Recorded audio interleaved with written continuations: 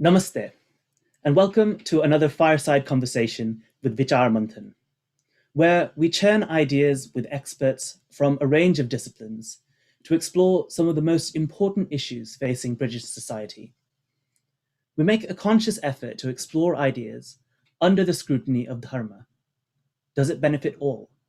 Does it minimize harm? Does it invoke compassion?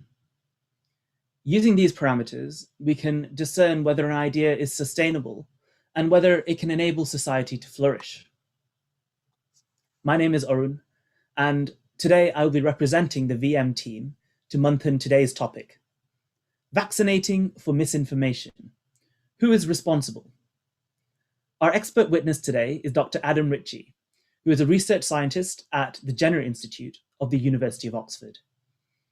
Adam has been involved with the development of a vaccine for rabies, but has been particularly busy of late as part of the COVID vaccine efforts. He is also a lecturer in human science at St. Catherine's College and a senior admissions advisor for the Blavatnik School of Governance. Adam, a warm welcome. Now, vaccines are currently at the forefront of everyone's minds. And while VM works to explore the most pertinent issues facing British society, we also make a conscious effort to stretch beyond the current narratives and look at problems with longevity. Therefore, we've decided today to use vaccines as a case study to explore the deeper problem of misinformation. Vaccine hesitancy is defined as a delay in acceptance or refusal of vaccines despite availability of vaccination services. And this has been a problem for many years, well before the COVID pandemic. Now, what is perplexing is that while the general public seems to be happy to take most medications advised by a doctor, vaccines seem to be associated with additional risks. On the other hand, the counter-narrative, if you examine the data, suggests that vaccines are one of the most effective public health interventions ever. In the way of your opening remarks, Adam, could you help us to understand the reason for this dichotomy? Is vaccine hesitancy valid? Are vaccines genuinely more risky than other medications? Or is this the product of misinformation? Great. Well, thank you very much. It's my pleasure to be here and nice to speak to you, Arun, and everyone who's listening. So let's begin there on the vaccine hesitancy. Is it valid question? And I think there are some distinctions to draw here. There's a big difference to me between what we call vaccine hesitancy and what we might call anti-vaxxer sort of stuff. So vaccine hesitancy to me is actually quite a natural state to be in for many people. When something new comes along, not everyone is enthusiastic about change and taking it. Some people want a more slow, steady approach to things, while some sort of embrace newness as it comes along. If you're not an expert in the area, it's quite easy to see some headlines that maybe worry you a little bit. So I think it's quite natural to be hesitant when something new comes along, like a new vaccine. That's quite different to anti-vaxxers who tend to spread misinformation deliberately, and that's an entirely different category. So is it valid? I think it's certainly a valid view to have. It's quite a natural view to have, but the important thing is to think about how we balance that hesitancy sort of thing. So it can be quite easy to see what are the risks, what am I worried about. The headlines that say maybe there's some sort of risk or something has happened to someone else, versus what are the benefits. And it's quite hard to see that equation sometimes. I mean, you mentioned that perhaps some other drugs, if you go to your doctor and the doctor says you have high blood pressure, here, take this tablet and it'll help keep your blood pressure down. People are sometimes more accepting of that than the idea of taking some vaccines.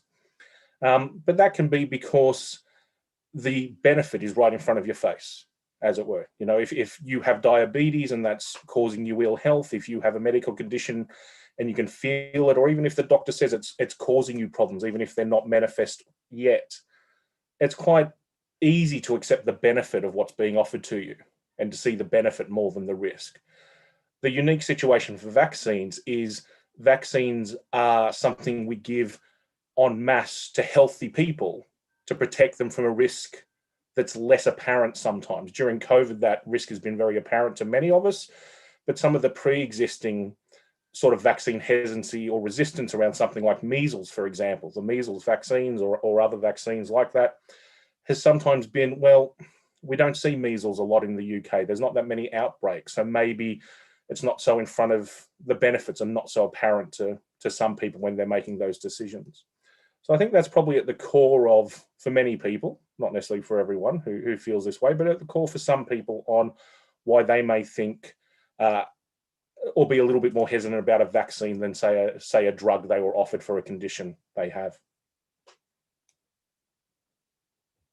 I see. So, thanks, Adam. I think that's really important. So you're saying that the risk, the way that people view the risks are very different between a regular medication, which is relatively preventative, which is relatively curative, as opposed to a vaccine, which is preventative.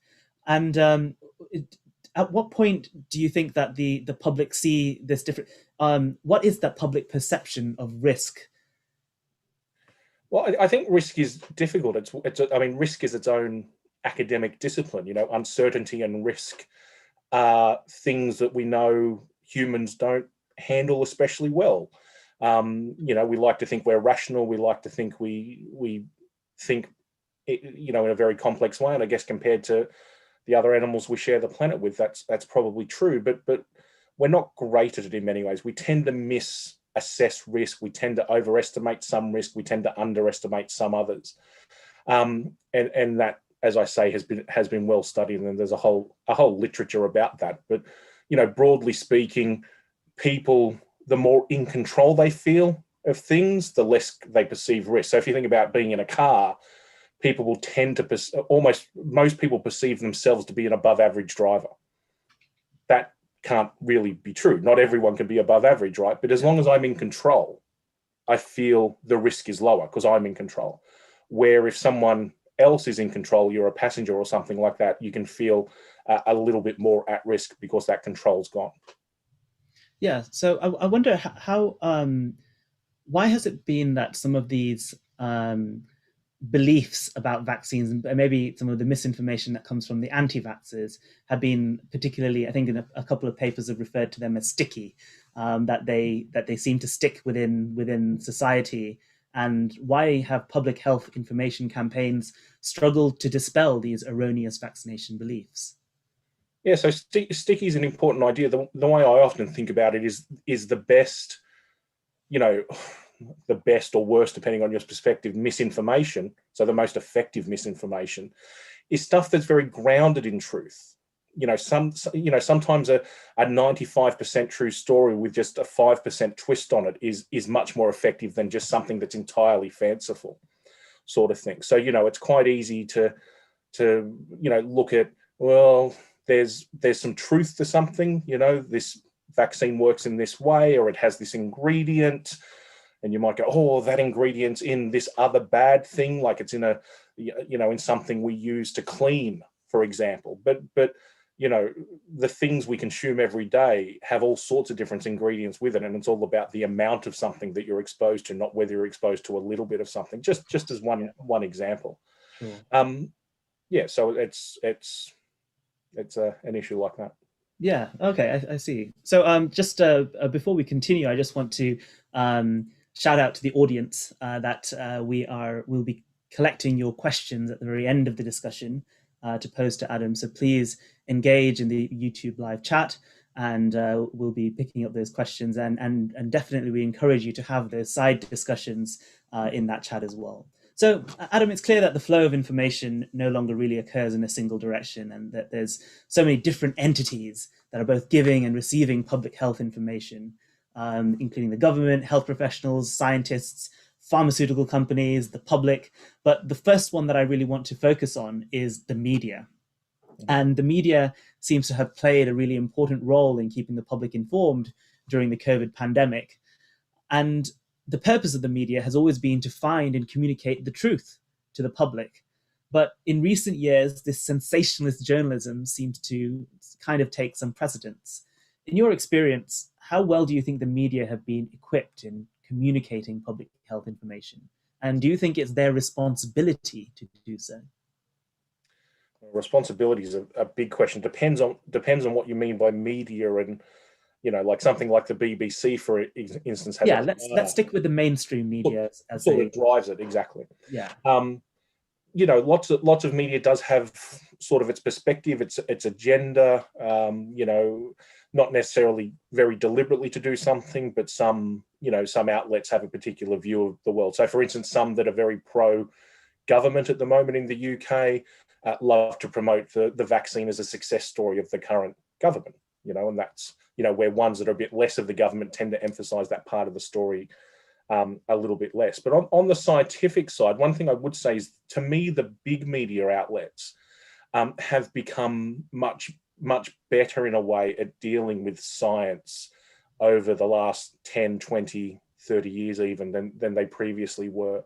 There's been a bit more of a professionalization of science journalism than there used to be. It used to really be journalists, and some of them got dumped stories about science, where now you have many more sorts of science editors at a lot of big media outlets, and they do a better job with things.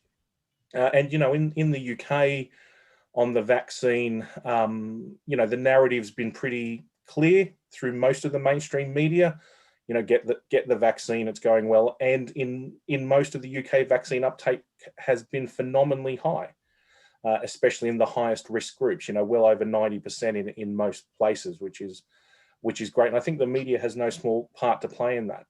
The media was also quite, sensationalism can be an issue, right? And so when big sensational stories come along, it is both the media's job, but also the media's interest to sell newspapers or get people watching.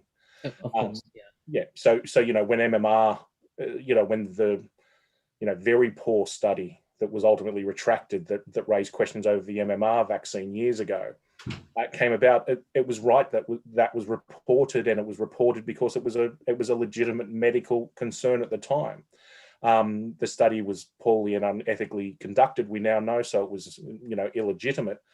But it's important they report it. But as it became clear it was problematic, the main media outlets were very good at making that clear to people and encouraging people to sort of try and move away from that narrative. The problem always being that once someone hears something, although I think about vaccines pretty much every day for the last 30 years,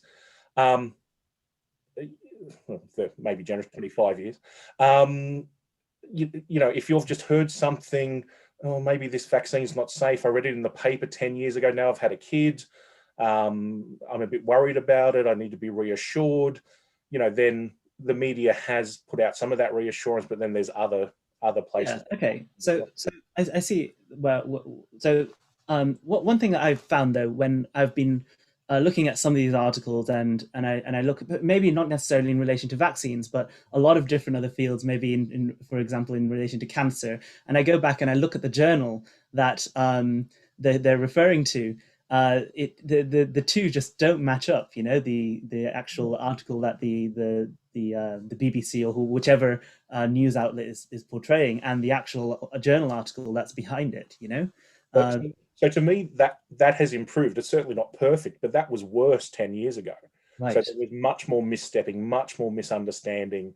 So on the grand scheme of things are improving. I think in that space they are, and as you said, we're focusing on the mainstream media now, but maybe that has been replaced in many ways by sort of the shared things on Facebook or WhatsApp or Twitter, where less rigorous review, someone who's not a science journalist, but just someone who read something and misunderstood it, puts out a post that then just spreads. Well, I think one other thing that's thrown maybe a slight curveball has been the advent of these preprint servers. And I wanted to ask you about that, because now a scientist will publish onto a preprint server before it is peer reviewed and actually published in a journal, so that knowledge can be disseminated very quickly within the scientific community. But then I heard that during the COVID pandemic that this was kind of picked up by journalists and stated as fact. What do you think the future of these preprint servers are? I think preprint service will see more and more of them. I expect. I don't want to go too far down the scientific publishing and route, but there's a whole issue there around how that whole system works, and I think open access and preprints are maybe part of the solution there. But treating it as fact isn't just an issue with preprint. Even when something's pre-reviewed and printed, it goes back to that thing we discussed a little ago: risk and uncertainty. These publications, whether they're preprint or whether they're in the Lancet or whichever journal it is, they're not, unchangeable truth. It's a snapshot of a moment in time and some data and the information we know. And the problem to me that you've raised there is less one about preprints, but more one just about treating one piece of data, or when one sort of esteemed person says something, that's now the truth and that's the way it is, and overturning that becomes quite difficult. I see. With preprints, of course, there's no sort of peer review happening, so people can put out some stuff that really is quite poor and people then pick that up as truth, but it happens with things that even are peer reviewed. Absolutely. So I think maybe we'll pick up on that a little bit later in the discussion about how the scientific process is understood within society. But before we go there, can we explore this a little bit from the state level? And during the COVID pandemic, the interaction between government and scientists was probably more visible than I've seen before. And well, in terms of visibility. Now, while government guidance, rules, and advice is disseminated, how does the government obtain this most accurate information from the scientific community? And what is that relationship between science and the government? Yeah, so I mean, science and the government traditionally don't speak the same language. That's always been an issue, and we see that happening, even in the current pandemic all the time. One classic example being the EU appearing to misunderstand the projections on doses that might be coming from vaccine manufacturing, where they seem to take the top of every projection as if it was a promise, where clearly it wasn't. It was very uncertain. But good systems are the most important thing. I mean, I tend to believe in systems. I mean, people are great, and a great person can always make a huge change, but for consistency, a good system works well. And for quite a while, a few decades now, the chief scientific advisor to the government has been a really important role here in the UK, who's often, had their own staff and are able to feed into the government. And then you have all the committees. So all these committees that feed in, like SAGE and various others, where you have a bunch of scientists sitting around a table discussing, the latest evidence, applying their expertise, trying to come to a consensus that they can then feed into the civil service and into government, so that the best decisions can be made on the information we have at the time. There's then politics on top of that, which scientists have little influence on. There is the politics of how a decision plays out with the electorate and how it plays out with party donors and things like that. And that's a bit of a different thing. But there is quite a solid system of people feeding in. There's all sorts of interesting programs, like there's a program where you can get paired up, a few scientists each year get paired up with an MP from the British Parliament, and the MP comes and visits the lab for a day. The scientist goes and spends some time in Parliament, just to sort of try and break down that language barrier between science and government, so that we start speaking the same language a little bit more, so we understand the perspectives better. Perhaps the great, well-known failing of scientists constantly when they're asked for government advice is someone says, I need to know tomorrow for a decision, and the scientist comes back to them a week later with really good data. And the truth for government and decision making is that imperfect data on time is the most important thing, where in science we tend to be more sort of circumspect. We tend to wait longer. We want more data before making a call on things. And So that's again, just part of the language challenge. We're going back to this idea of scientific process and understanding scientific process, and again, that the two different languages that government and scientists speak are different. And I'm curious as to where the government's role you think is in the context of misinformation and regulating information that is happening within the public. Is that the government's responsibility? So that's remembering I'm a scientist before anything else. That's not much of a scientific question, but it is a tricky space. and we saw that, we've seen this with things like in the UK Brexit, for example, where some people feel there was a lot of misinformation put out and have proposed there needs to be some sort of mechanism for controlling that. So when it comes to those sorts of issues, the core mechanism is elections.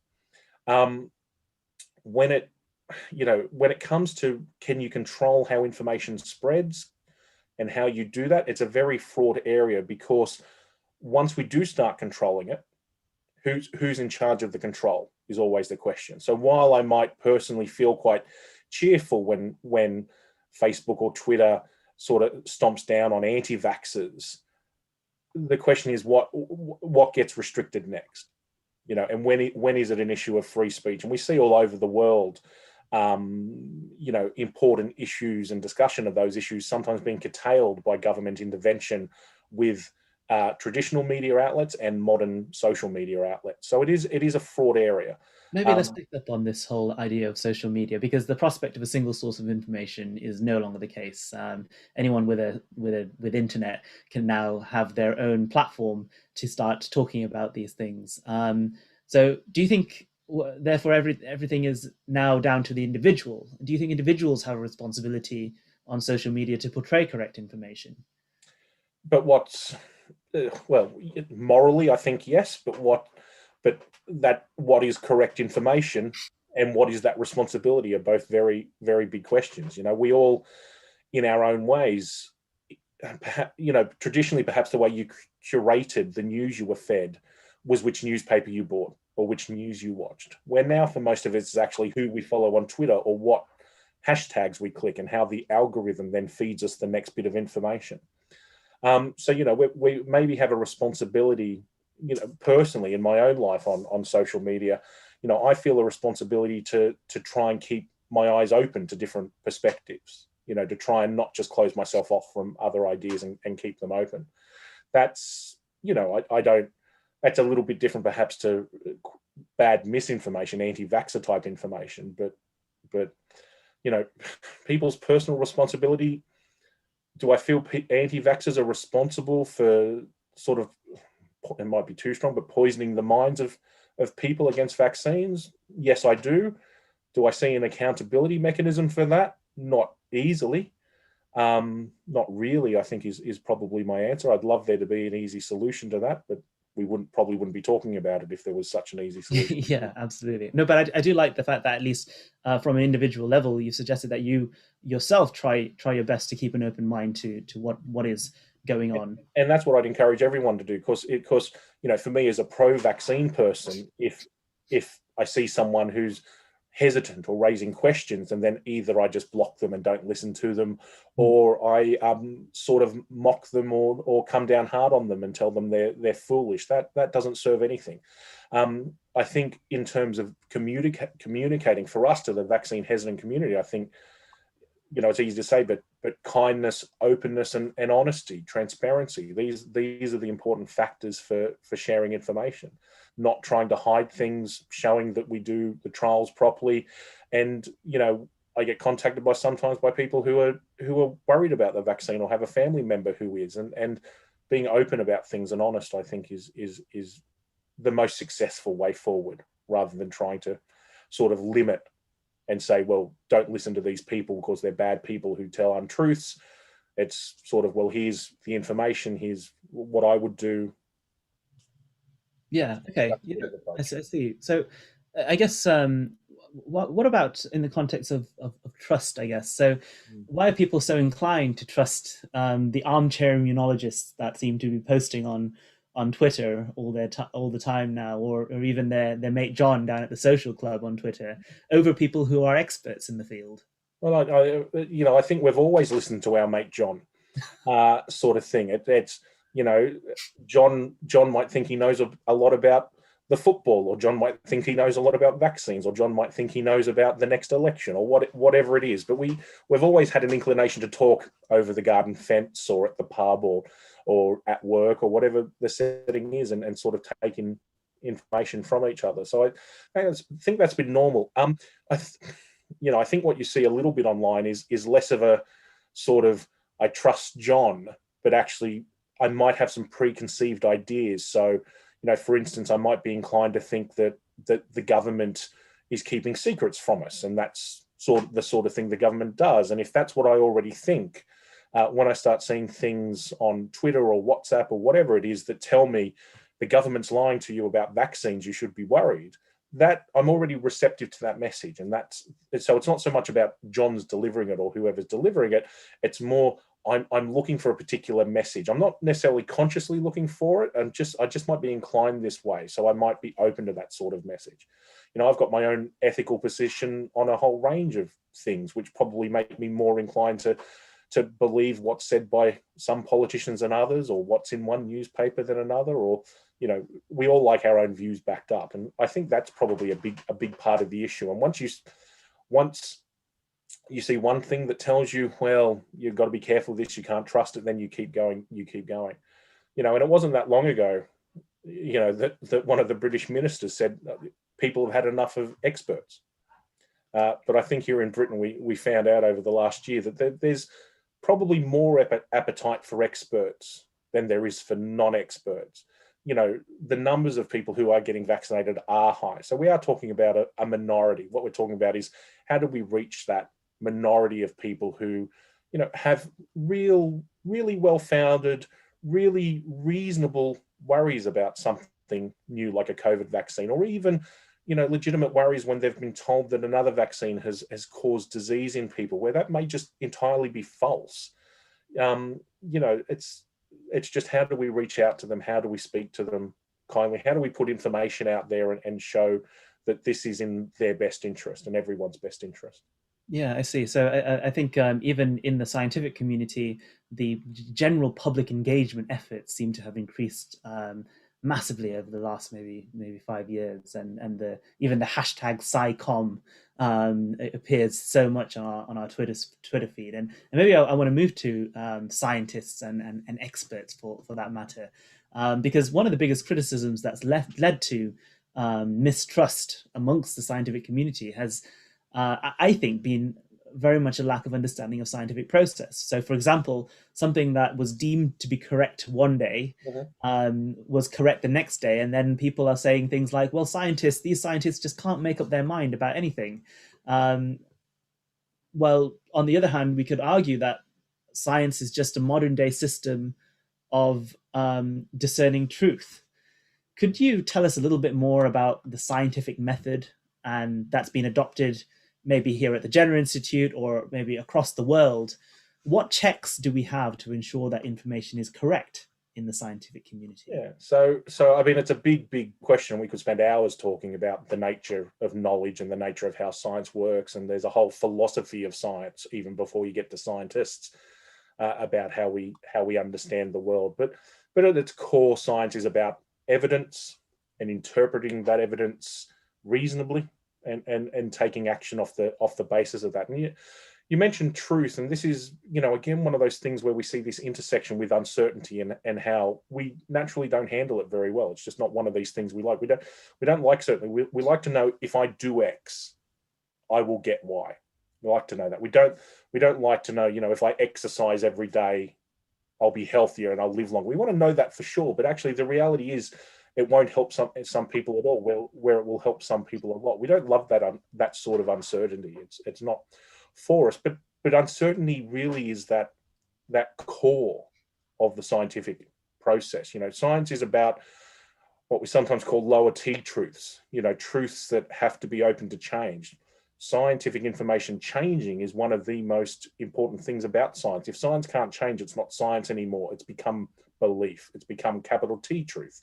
Those sort of ethical, religious, big truths that we hold in our hearts that aren't really open to change based on evidence, where science is all about changing the little t truths, those things that are based on evidence. The other thing quite important to science is skepticism. Lord May used to always call it organized skepticism. That's how he saw science. We got together and we criticize each other, not personally, but we criticize the work. We challenge each other's work. That happens at the Jenner all the time.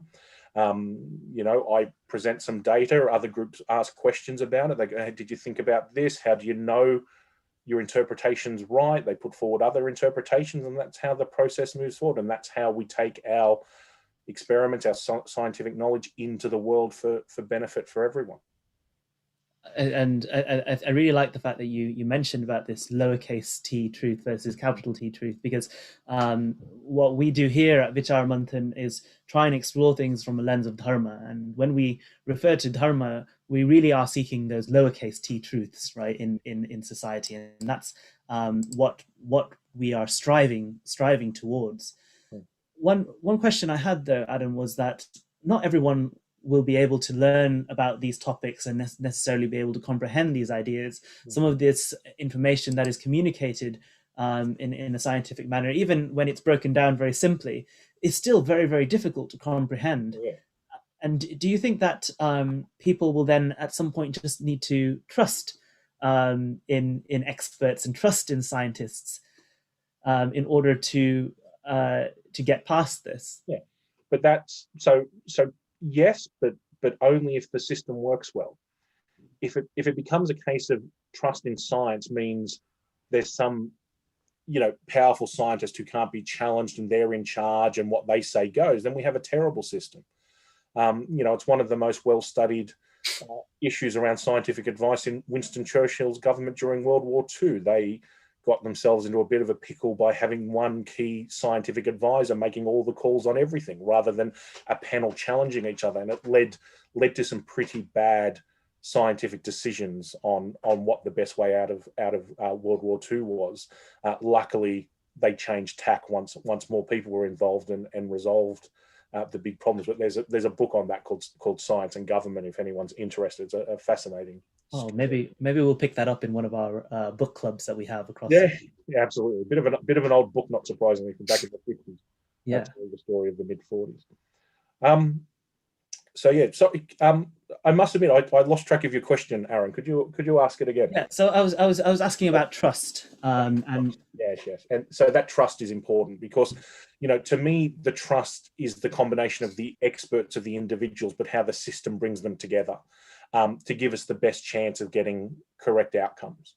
So what you're saying here is that we're not trusting the individuals, not trusting the experts, but we're trusting the system of science that brings about this knowledge. Yeah, that brings the expertise of individuals to bear against each other and against ideas and how we understand the world, so that our understanding improves incrementally all the time. I see. And I was reading the other day about the Royal Society's motto, nullius in verba, and I think that means to take nobody's word for it. And I think that pretty much sums up the scientific process. That's it. Skepticism always. Yeah. So how should an individual, or how can an individual go about verifying information if they weren't sure about something? Yeah, so that can be tricky. It depends how technical and how detailed that information is. So, I'm a trained scientist and been working as a scientist for 20 plus years. I know my area well, sort of thing, but even within my area, I seek the views of colleagues and others to sort of move our ideas forward.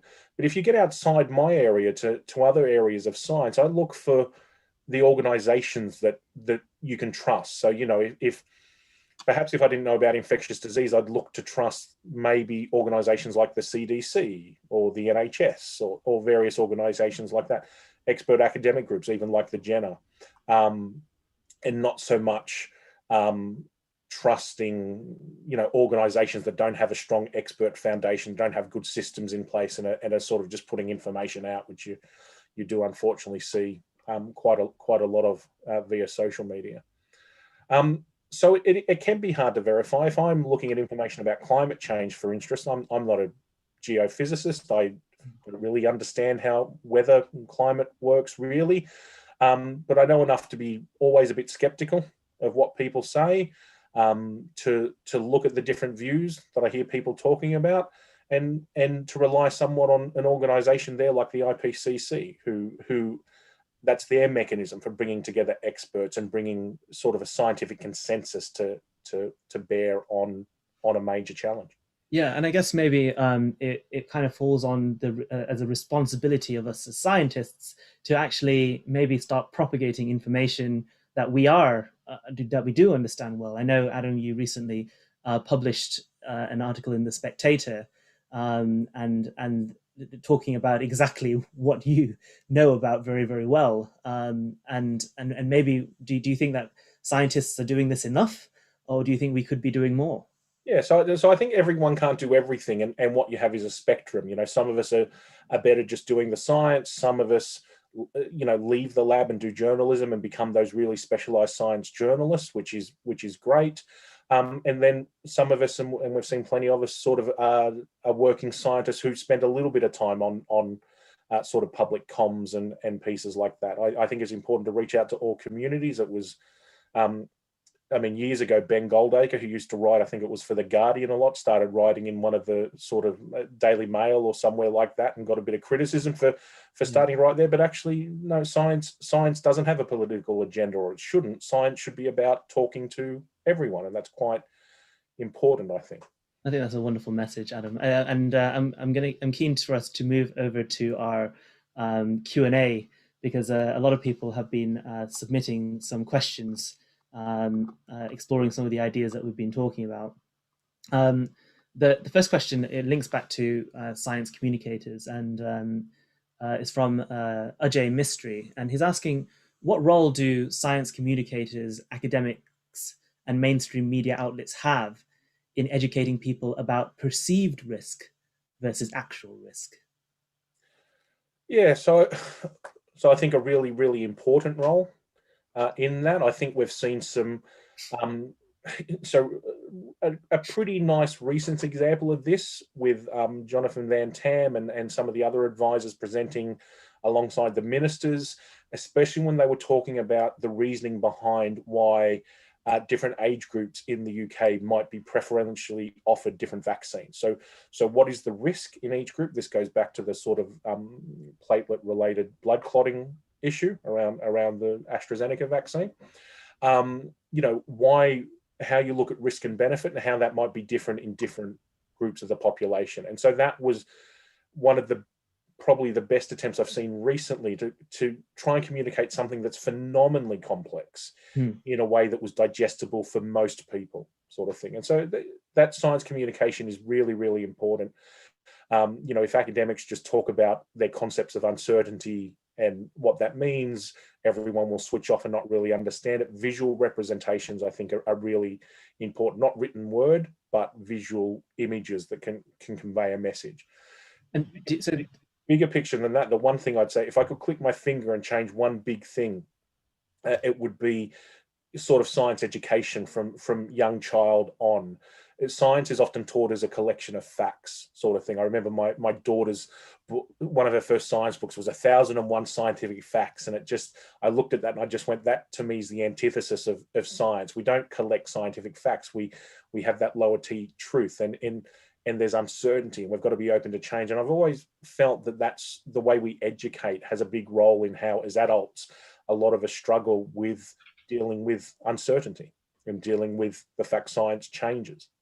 I think this is incredibly important, Adam. This concept of education, and so what you're saying here is that you think that our education process should be more focused on teaching the scientific process rather than the fundamentals of what a cell looks like, or what type of plants are there, or these things. Yeah, and it's always very age specific and age appropriate, right? Sort of thing. A 6-year-old's very different to a 16-year-old when you're talking about these things.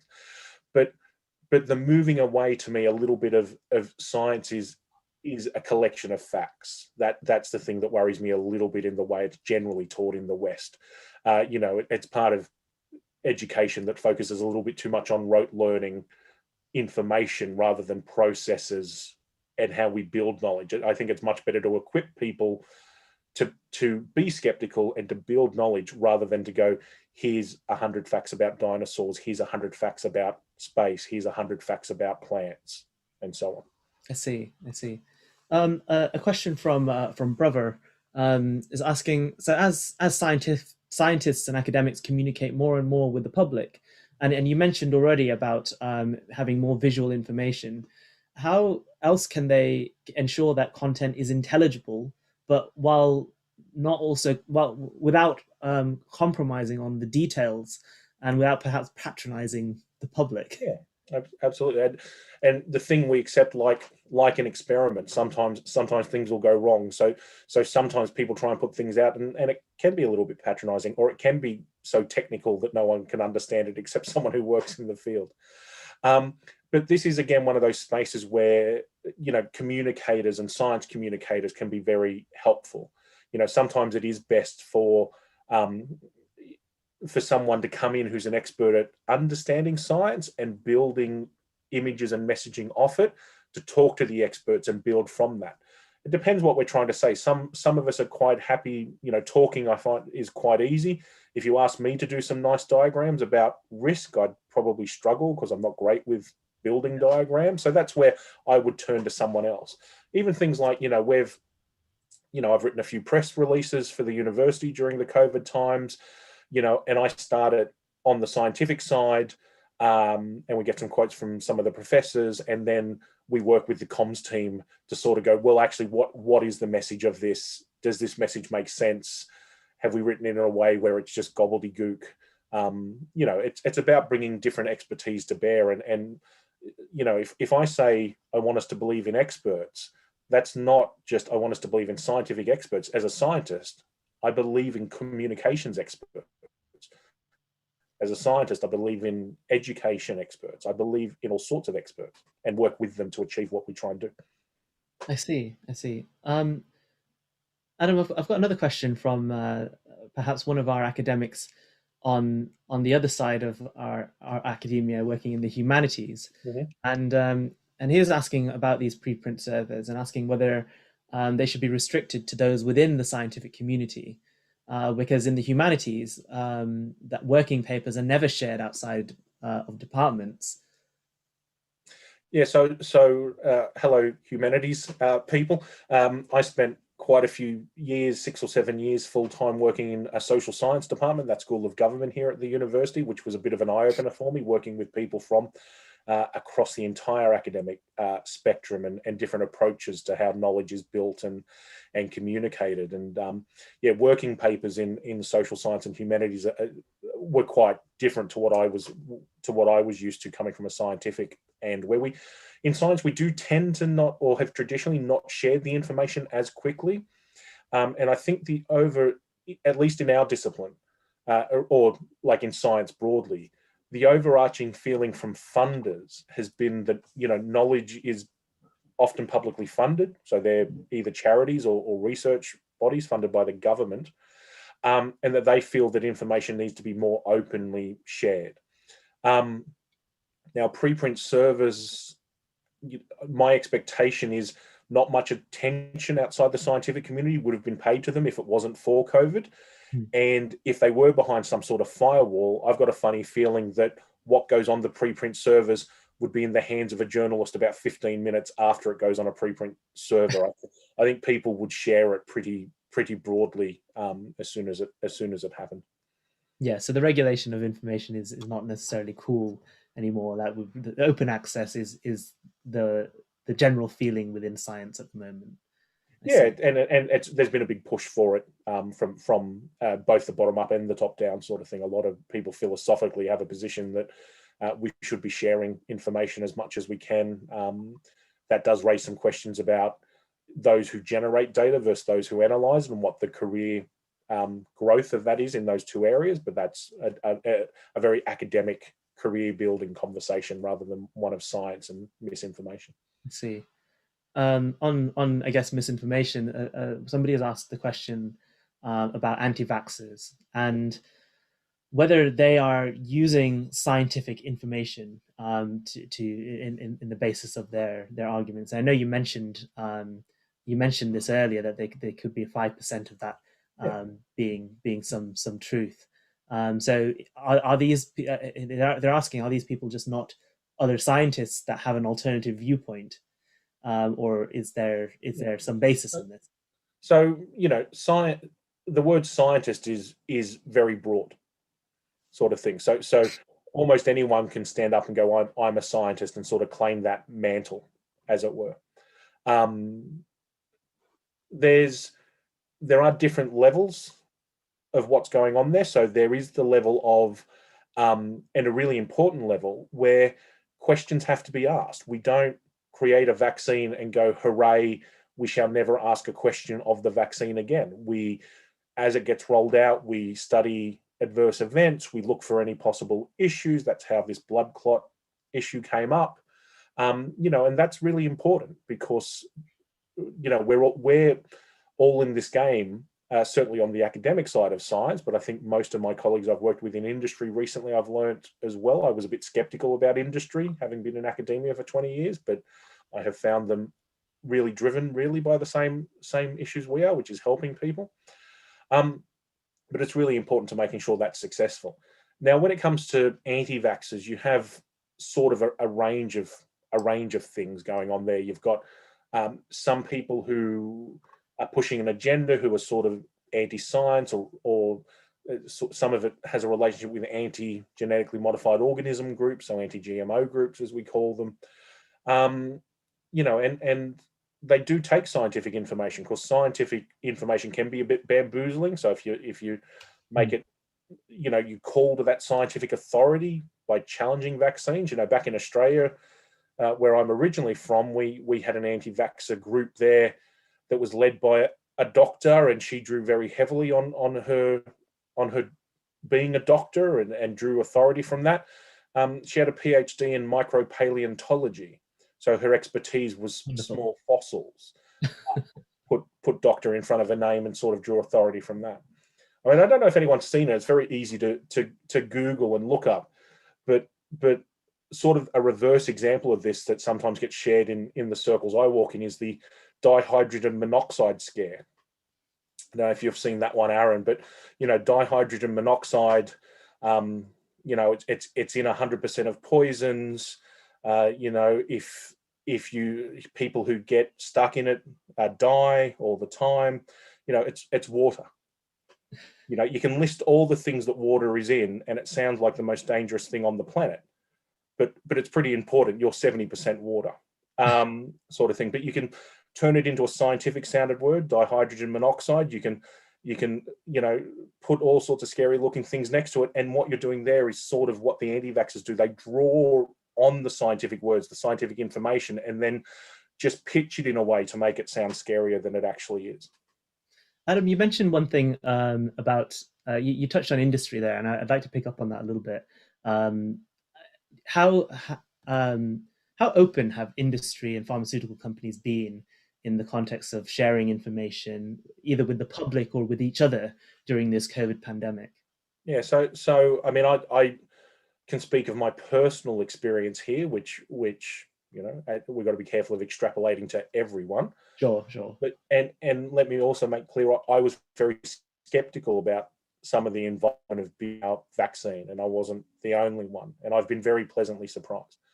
But just so people know, what I was most heavily involved in February, March, April, really up to June, working 100-hour weeks, was getting the manufacturing process working. That's why I was so involved with industry, because manufacturing is done in industry.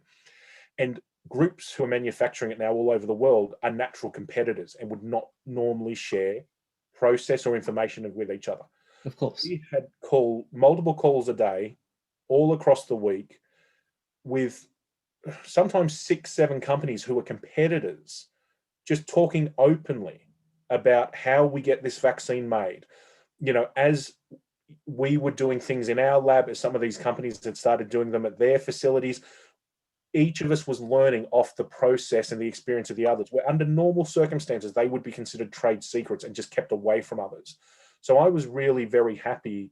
I mean, some of these conversations were happening without legal agreements even being signed and in place. We started having conversations while the lawyers were trying to catch up and sign contracts to go, we're not allowed to disclose things. These are all secrets. They belong to the group. You can't, anyway.